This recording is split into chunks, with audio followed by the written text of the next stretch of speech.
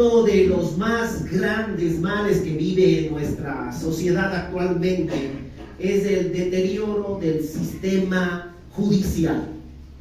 En el año 2022, 24 jueces y 30 fiscales fueron investigados por corrupción. Solo hace 8 días, en la provincia de Guayas, destituyeron a 7 jueces, un fiscal y un secretario por falta gravísima, por estar involucrados con el narcotráfico. Y se puede imaginar usted cuántos jueces más, cuántos fiscales más están ejerciendo su cargo en este momento y haciendo de las suyas. La verdad que no debe haber mayor impotencia que mirar a una persona que es exonerada cuando la evidencia en su contra es abundante. O también mirar a una persona que es condenada injustamente porque la decisión sobre su culpa ya fue definida con antelación. Pero lo que vivimos hoy, hermanos, no es nuevo. Era algo que ya se practicaba desde la antigüedad. El día de hoy vamos a ver el inicio del juicio más injusto de toda la historia de la humanidad. La única persona que ha existido en este mundo que ni siquiera cometió ningún pecado con su pensamiento fue condenada a muerte. El tema de esta mañana lo hemos titulado ¿Por qué me golpeas? Abra su Biblia en el Evangelio de Juan, capítulo 18, versículos del 19 al 24, por favor. Evangelio de Juan, capítulo 18, versículos del 19 al 24. Ruego a usted que cuando lo encuentre en esa reverencia a la palabra de Dios se ponga de pie, por favor. Evangelio de Juan, capítulo 18, versículos del 19 al 24.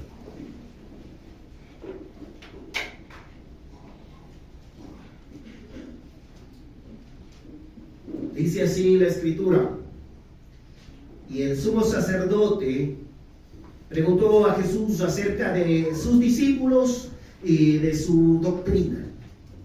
Jesús le respondió: yo públicamente he hablado al mundo, siempre he enseñado en la sinagoga y en el templo, donde se reúnen todos los judíos, y nada he hablado en oculto.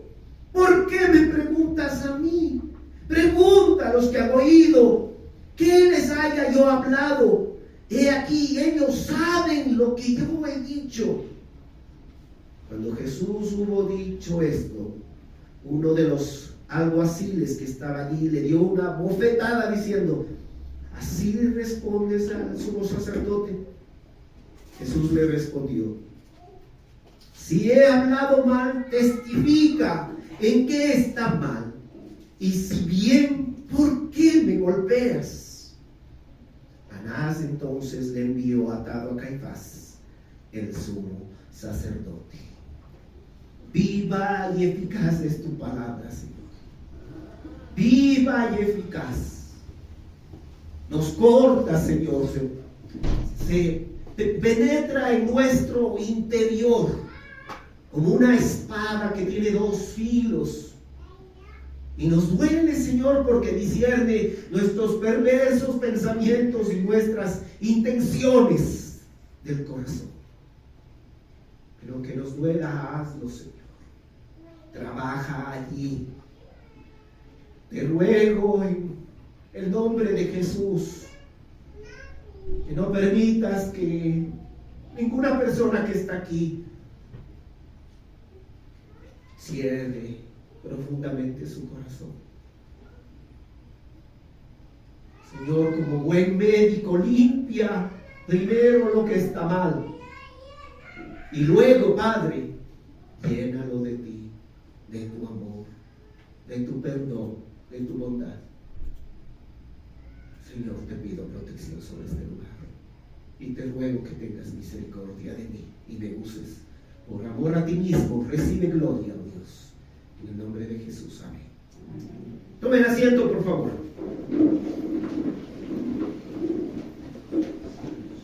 El versículo 19 inicia diciendo que el sumo sacerdote preguntó acerca de sus discípulos y de su doctrina.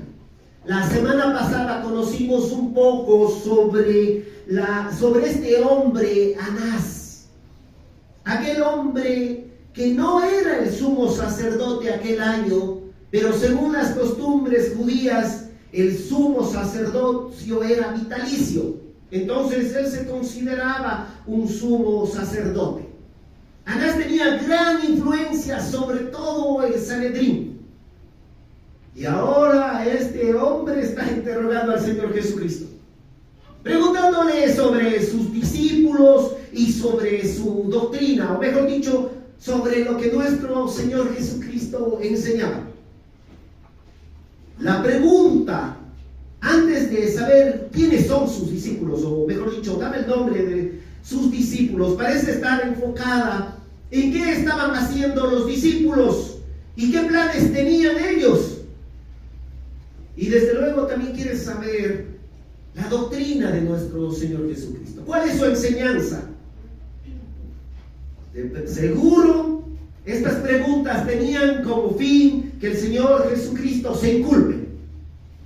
Aunque la ley judía prohibía que alguien haga aquello, nadie podía forzarle, según la ley judía, a testificar a otra persona contra sí mismo. Anás lo hizo. Pero si él hubiese sido un hombre justo, su labor debía limitarse simplemente a informarle a Jesús sobre los cargos de los cuales se acusaba y esperar la presencia de los testigos, tanto a favor como en contra del acusado. Eso tenía que hacer. Pero mis queridos amigos y hermanos, sin embargo, todos sabemos que este juicio contra Jesucristo fue una farsa total. Solo hace falta recordar, mire usted ahí en la pantalla, en el capítulo 11 del mismo Evangelio de Juan, versículos 47, 48 y luego el 53 dice: entonces los principales sacerdotes y los fariseos reunieron al concilio y dijeron: ¿qué haremos? Porque este hombre hace muchas señales. Miren, no le están acusando de nada malo. Si le dejamos así, todos creerán en él. Y vendrán los romanos y destruirán nuestro lugar santo y nuestra nación. Y el versículo 53 dice: así que desde aquel día, ¿qué acordaron? No era un juicio justo. Y ellos acordaron matarle sin juicio. Todo fue un teatro, todo fue una hipocresía. Ellos eran los maestros de la ley y se olvidaron que la ley decía, observe ahí: no admitas falso rumor, no te concertarás, no pactarás, no acordarás con el impío para ser testigo falso. No querían reconocer que la ley decía, Deuteronomio 17:6, por dicho de 2 o 3 testigos morirá el que hubiere de morir, no morirá por el dicho de un solo testigo. Mateo, el discípulo del Señor, dice: y que aunque buscaron muchos testigos falsos, no lo podían hallar culpable. Eso narra Mateo. El mismo Pilato, juez romano, llegó a decirles: qué mal ha hecho, inocente soy yo de la sangre de este justo. Así dijo Pilato. Y nuestro Señor Jesucristo sabía que Anás era un hipócrita, un actor que estaba con una máscara de juez justo, religioso, pero sin esa máscara era un hombre que vivía lucrando de su religiosidad, un envidioso y totalmente injusto. Y por eso viene la respuesta de nuestro Señor. Jesús le respondió: yo públicamente he hablado al mundo, siempre he enseñado en la sinagoga y en el templo donde se reúnen todos los judíos, y nada he hablado en oculto. ¿Por qué me preguntas a mí? Pregunta a los que han oído, ¿qué les haya yo hablado? He aquí, ellos saben lo que yo he dicho. Interesante, la primera parte de la pregunta de Anás es sobre los discípulos. Es decir, que también estaba queriendo involucrarles a ellos de una vez, que todos se mueran.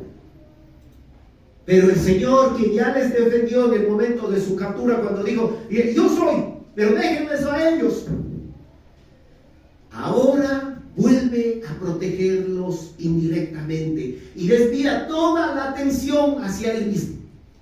Textualmente este versículo dice así, observen la pantalla.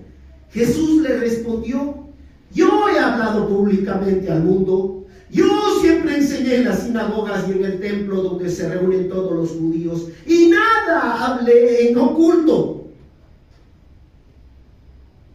Jesús no dijo: mira, está Pedro calentándose en el fuego, él es uno de mis discípulos. No, se enfocó en él, en su enseñanza, dejó de lado totalmente a los discípulos.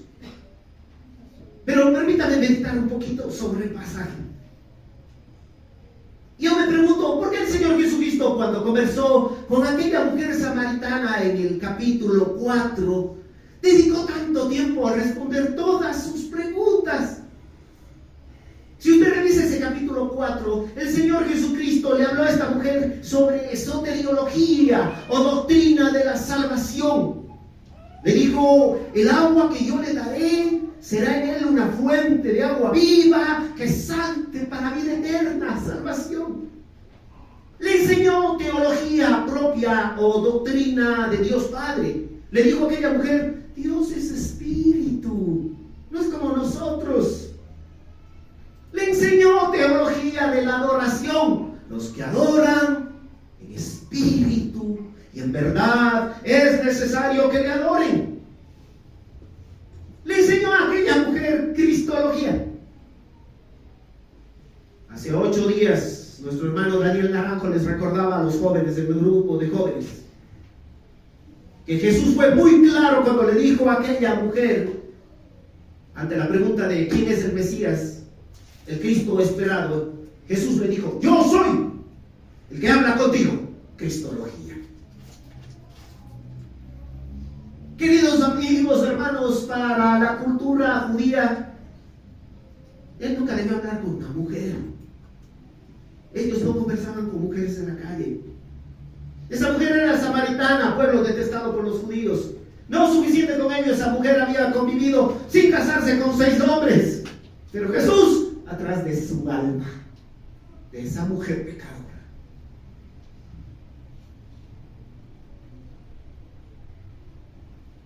Anás era el hombre quizá más influyente de todo el Sanedrín,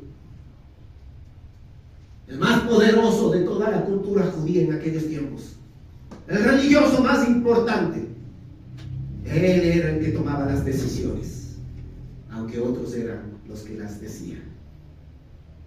Y Anás, aquel hombre religioso, le dice: ¿por qué me preguntas a mí? Pregunta a los que han oído. Usted se da cuenta de la gratitud que le deberíamos de tener a nuestro Señor, aunque conocía el tremendo historial de pecado que teníamos. Aún así invirtió su precioso tiempo en nosotros, y particularmente en mí, el más pecador de todos. ¿Se ha dado cuenta cuánta gratitud deberíamos de tener? No lo hizo ni lo está haciendo con el Papa Francisco. No lo hizo ni lo está haciendo con el presidente de Estados Unidos, Biden. No lo hizo ni lo está haciendo con muchos hombres importantes a los cuales nosotros admiramos. El Señor vino tras de mí. A mí se puso a explicarme su doctrina. A mí se puso a explicarme cómo debía de ser salvo. Porque para él yo sí soy valioso.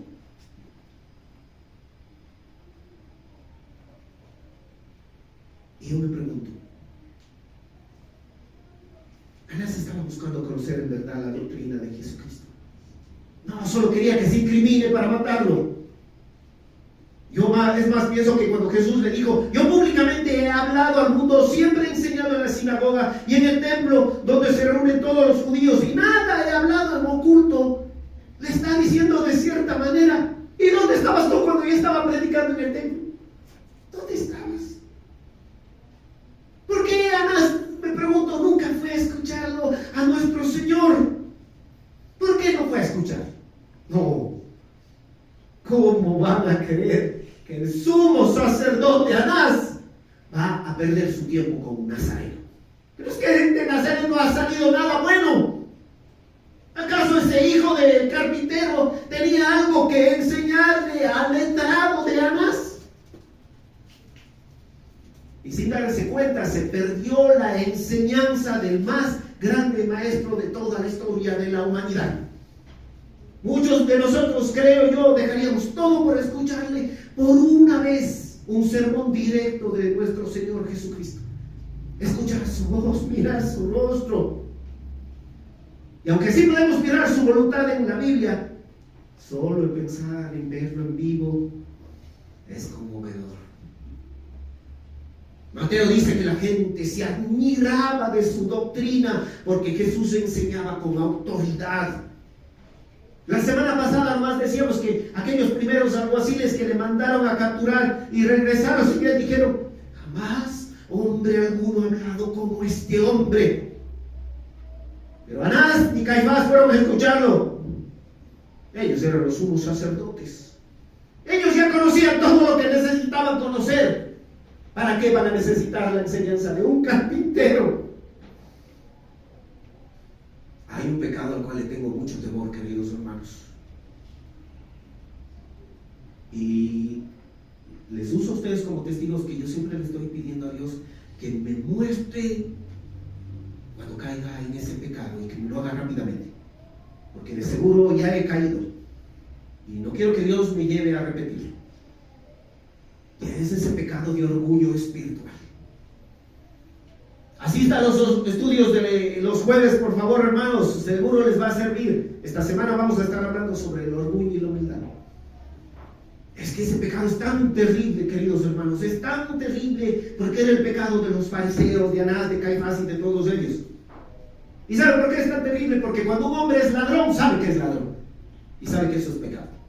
Cuando un hombre está andando en adulterio, sabe que está andando en adulterio. Y sabe que eso es pecado. Cuando un hombre es alcohólico, cuando un hombre es drogadicto, aunque no se arrepienta y solo viva en remordimiento, sabe que está andando mal. Pero el orgulloso espiritual cree que está bien. Y que es más sabio que otros, más entendido, más preparado. Cree que está bien con Dios, cree que está cerca de Dios y que es menos pecador que otros hombres. Así lo cree.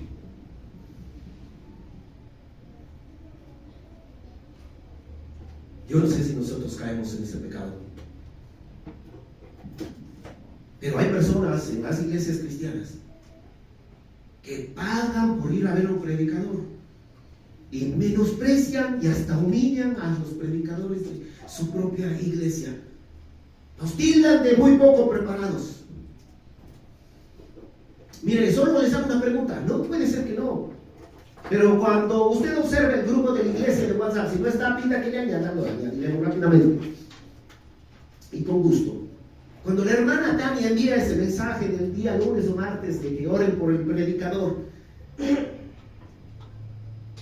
usted es la persona que dice: ahora sí voy a orar toda la semana por este predicador, para que el Señor no le deje ni dormir si no se prepara bien para predicar. Voy a orar y estar atento y me voy a ir el domingo y voy a decirle: Dios mío, háblame con este predicador, porque yo espero recibir palabra tuya de parte de él. O usted es de las personas que cuando mira aquel mensaje dice: oh, este domingo no me voy, ese predicador sí que no me gusta, mejor no me voy. Eso es orgullo espiritual. Eso es orgullo espiritual, hermanos. Usted cómo sabe que ese hombre humilde probablemente sea el mensajero de Dios para decirle lo que está mal en su vida y cómo enderezar. Pero no, orgullo. Le voy a decir de una manera lo más amorosamente posible. Y en esta iglesia, gracias a Dios, y en verdad les digo, casi no sucede. Pero hay ocasiones que los ministerios pastorales son sobrevalorados. Y hay pastores que les hacen por poco igual a Dios, que está muy mal. Solo Dios debe ser glorificado. Pero también hay iglesias que a los pastores les tienen infravalorados, hermanos. Y por la misma gente de la iglesia. Yo respeto todas las profesiones. y a ustedes, mis hermanos profesionales. Pero dígame si no es cierto que cuando usted saca un turno en el Seguro Social y le dan, está pendiente de la fecha, asiste con media hora de anticipación, incluso cuando va a consulta privada y saca turno, está ahí. Tiene una cita con el arquitecto, un profesional, está esperando, atento. Es más, si se le daña la lavadora, la secadora, el calefón, está en la ventana como novia esperando al novio. Ahí espiando, ¿a qué hora llega? ¿A qué hora llega? Pero a veces el consejo del pastor es menospreciado. Es más valorado el consejo del psicólogo del mundo que el consejo del pastor con la Biblia. Más, incluso cuando el pastor le pide que apague el teléfono en la iglesia, se dice, no va a apagar.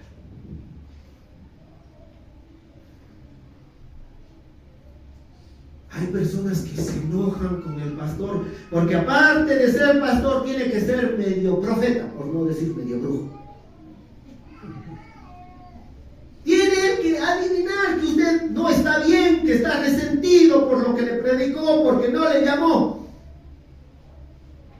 Gracias a Dios no pasa en esta iglesia. En otras. Los hermanitos que andan en la carne en otras iglesias, dice, a mí no me llama el pastor, no me viene a ver. Jesús fue tras la oveja perdida, pero este pastorcito, porque así le tratan hasta la iglesia, este pastorcito, porque es más chiquito, ni siquiera me viene a ver. No me voy a ir a la iglesia hasta que me venga a ver. Eso es orgullo espiritual, hermanos. Y es verdad, somos muy buenos para recordar la parábola de la oveja perdida. Pero ¿cuán buenos somos para recordar la parábola del hijo pródigo? Pregunto yo. ¿Me entienden? Sí, en la parábola de la oveja perdida, el Señor Jesucristo va, deja las 99 y se va tras aquella ovejita que estaba perdida. Pero porque estaba perdida, hermanos, estaba perdida. Estaba muerta en sus delitos y pecados. No sabía cómo podía salir de ahí. Y esa ovejita le sacó el Señor. Eso es estar perdido, no descarriado voluntariamente. Pero ¿saben por qué olvidamos aquella parábola del hijo pródigo? Ni siquiera, el que tiene orgullo espiritual ni siquiera quiere recordarla. Pero no se preocupe, para eso estoy yo, para recordar esa parábola. Dice el hijo pródigo, escuche usted, hermano. Dice el hijo pródigo, el hijo que estaba descarriado, dice, me levantaré e iré a mi padre. ¿Quién se iba a levantar? Me levantaré, iré a mi padre y le diré, Padre, he pecado contra el cielo y contra ti. Yo no soy digno de ser llamado tu hijo. Hazme como uno de tus jornaleros. Y levantándose vino a su padre. Les recuerda, eso es humildad espiritual. Eso es ser humilde. Nosotros vamos a dejar de tener ese pecado cuando hagamos lo mismo. Cuando no estemos esperando que nos llamen, que nos busquen, que nos sigan atrás. Y cuando digamos, Padre, yo he pecado contra ti, contra el cielo, ni siquiera me merecería llamar a tu hijo. Anás nunca fue a escuchar la predicación del Señor Jesucristo. Y le pregunta sobre su enseñanza. Y Jesucristo le dice, yo públicamente he hablado al mundo, siempre he enseñado en las sinagogas y en el templo, donde se reúnen todos los judíos. Nada he hablado en oculto. Y hay algunas personas que dicen, pero no es mentira, porque Jesucristo sí hablaba en oculto a sus discípulos.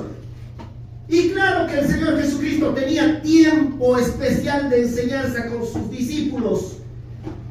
Pero no tenía una enseñanza para el público y otra para los discípulos, sino simplemente que cuando ya se quedaba con sus discípulos, profundizaba en la enseñanza que había hecho al público. No cambiaba la enseñanza. Y nuestro Señor Jesucristo, conocedor de las leyes judías, y al saber que Anás no estaba siguiendo el proceso legal, le dice el versículo 21, ¿por qué me preguntas a mí? Pregunta a los que han oído, ¿qué les haya yo hablado? He aquí, ¿entiende usted? No le estaba faltando el respeto a Anás, no estaba evitando contestar la pregunta, le está pidiendo que siga el proceso judicial justo. Le está diciendo, tienes que llamar a los testigos, Hay muchos, llámales y pregúntales. Eso es lo legal. Pero el versículo 22, muy fuerte. Cuando Jesús hubo dicho esto, uno de los alguaciles que estaba allí le dio una bofetada diciendo: así respondes al sumo sacerdote. A mí me enternece, me conmueve el pensar en este pasaje, en este escenario, hermanos. Jesús estaba atado, posiblemente de manos y pies, parado ahí. No podía cubrirse ni siquiera el rostro, quizás solo se agachó un poco, como un reflejo natural. Y algo así le golpea. Al único hombre en la historia de la humanidad que no debía ser tocado porque era libre de pecado, le golpea como si fuera un delincuente. ¿No le molesta a usted? ¿No se siente un poquito mal? ¿No es algo desagradable pensar que eso le han hecho nuestros hijos? ¿Qué pensaría si usted ve que alguien le golpea a su esposa, a su esposo, a su hijo? ¿Cómo se sentiría en sus adentros? ¿Qué quisiera hacer usted? ¿Qué piensa usted de este algo así? No le da ira, no le da ganas de decirle: espera, estaba ahí, yo le mataba a este. Pero él ni siquiera le conocía. ¿Sabe qué es peor? Cuando nosotros le escupimos al Señor Jesucristo, que conociéndole pecamos. Eso es peor. Eso es peor. Cuando menospreciamos su sangre en la cruz, viviendo de la misma manera que viven muchos hombres del mundo. Eso sí es peor. Seguramente este hombre estaba tratando de congraciarse con el sumo sacerdote. Yo espero que el Señor le haya alcanzado su gracia, porque si no, caso contrario, este mismo alguacil hoy de seguro no tendrá ni un solo segundo en que no esté lamentándose por haber alzado la mano al Hijo de Dios. Y a su lado probablemente también esté el sumo sacerdote, en un lugar de llanto y crujir de dientes. Pero él estaba queriendo congraciarse con el sumo sacerdote. Así somos a veces los hombres. Es bueno ser respetuoso con los jefes, pero no adulador, lisonjero, lambiscón, son sinónimos. Dígame que no. Hay empresas, y usted conoce aquí en la misma ciudad de Huanca, hay empresas en que los dueños gritan a los gerentes. Los gerentes van y gritan a los jefes. Los jefes gritan a los empleados. Y como los empleados no tienen a quién gritar, van y gritan en la casa a la familia.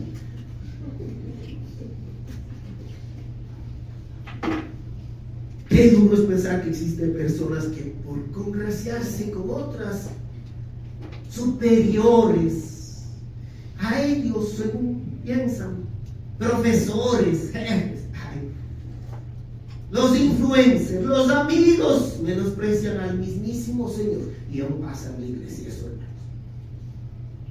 Queremos congraciarnos con la gente del mundo, menospreciando al Señor. Eso hizo este alguacil, por quedar bien con el sumo sacerdote. Cayó en el mismo error que él, porque hasta era ilegal lo que hizo. Nadie podía golpear a un prisionero si no tenía un proceso judicial. El apóstol Pablo lo explicó, mire, ahí está en Hechos 23, 2 y 3. Pablo dice en este pasaje, el doctor Lucas, dice en Hechos: el sumo sacerdote Ananías ordenó entonces a los que estaban junto a él que le golpeasen en la boca. Entonces Pablo le dijo: Dios te golpeará a ti, pared blanqueada. ¿Estás tú sentado para juzgarme conforme a la ley y quebrantando la ley? O sea, estás infringiendo la ley, me mandas a golpear. No podías golpearle a un prisionero sin un juicio justo. No había cómo. Y este alguacil está haciendo lo mismo que el sumo sacerdote, infringiendo la ley. Y el versículo 23 dice: Jesús le respondió: si le he hablado mal, testifican que está mal. Y si bien, ¿por qué me golpeas? Yo me asombro de la paz, serenidad, calma en la respuesta de nuestro Señor. Porque sí lo hizo con calma, hermanos, lo hizo con serenidad. lo hizo con paz. Pedro, que estaba un poquito más allá, recuerda aquello y dice, pues para esto fuisteis llamados. Mire con atención, para esto fuisteis llamados. No dice fuisteis llamados para ser triunfadores, vencedores, toda una maravilla si lo dice, para esto fuisteis llamados, porque también Cristo, ¿qué hizo? ¿Qué hizo, hermanos? Póngale ahí por favor el versículo.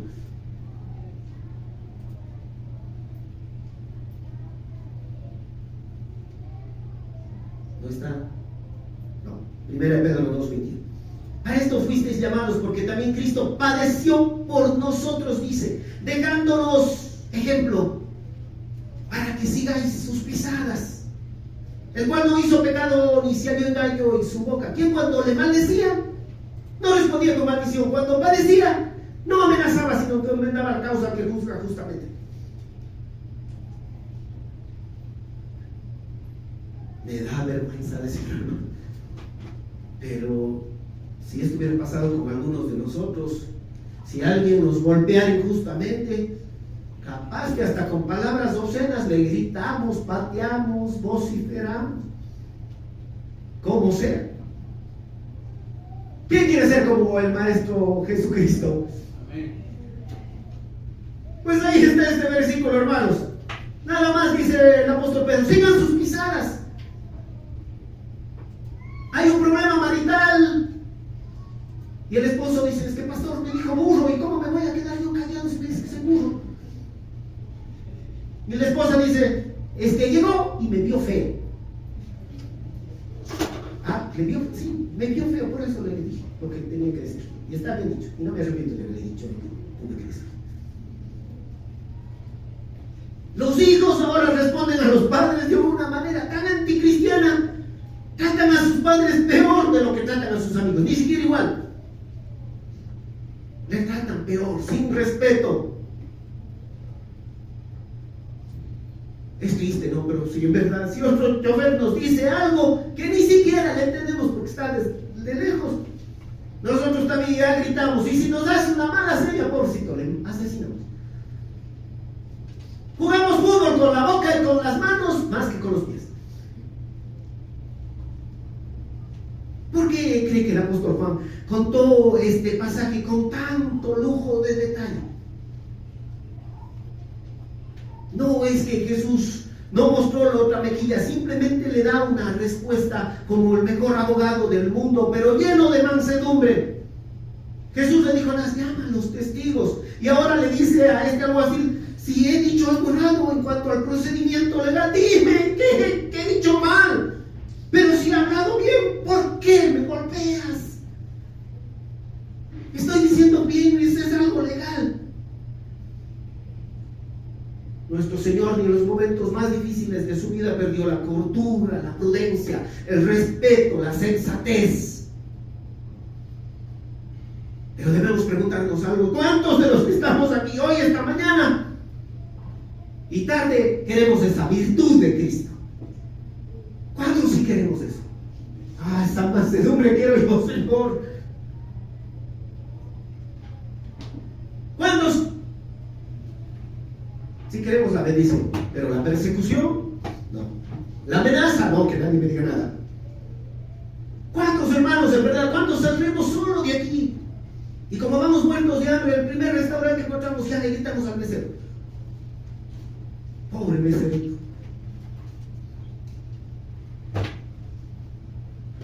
¿Será que nuestras esposas, varones, podrán decir durante esta semana, me soportó incluso en mis días más difíciles? Esposas, ¿será que los esposos podrán decir esta semana, me dio masaje, e incluso cuando le vi feo?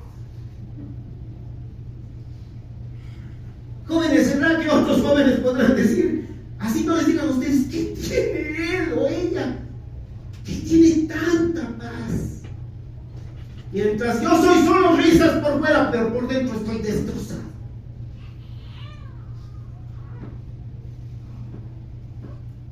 ¿Será que saliendo de aquí estamos dispuestos a vivir esa mansedumbre de nuestro Señor Jesucristo? La humildad que Él que Él tiene. Le hago una pregunta: ¿usted necesita consuelo del Señor? Si necesita consuelo, hermano, piense, necesita consuelo. Observe ese versículo, por favor, que está ahí en pantalla. El apóstol Pablo, en la segunda carta a los Corintios, capítulo 7, versículo 6, dice: pero Dios, que consuela ¿a quién? Nos consuela con la venida de Tito. Necesita consuelo. ¿A quién consuela Dios?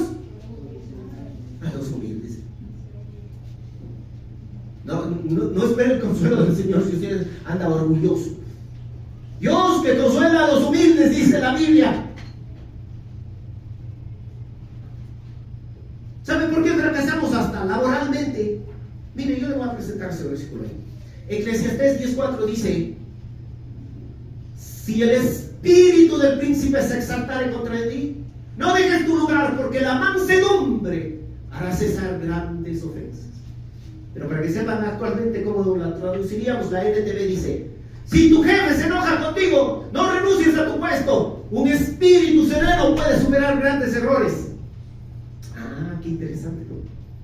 Está muy interesante.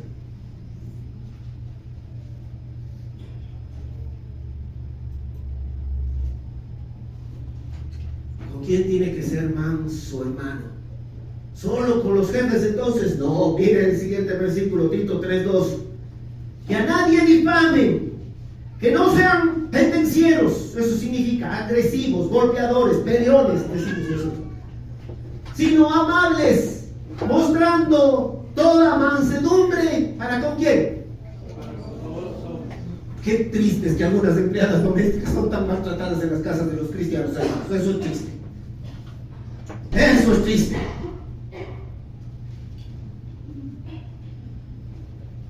Respetamos a algunas personas y a otros no, mostrando toda mansedumbre para con todos los hombres.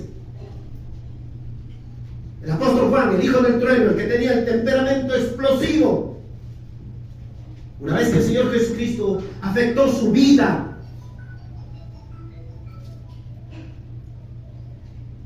¿sabe lo que dijo?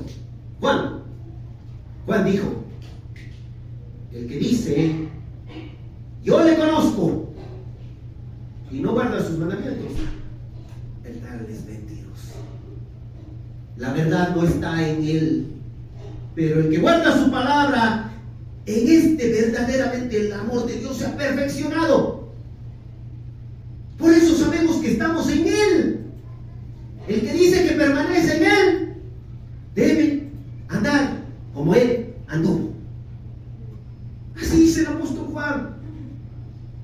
Queridos hermanos, vamos hoy a vivir la mansedumbre y humildad de nuestro Señor Jesucristo, y le aseguro, escuchen, le aseguro que su matrimonio mejorará, que sin número de problemas usted se evitará, que en su casa la paz reinará, incluso la ansiedad, el estrés que lleva se va a acabar.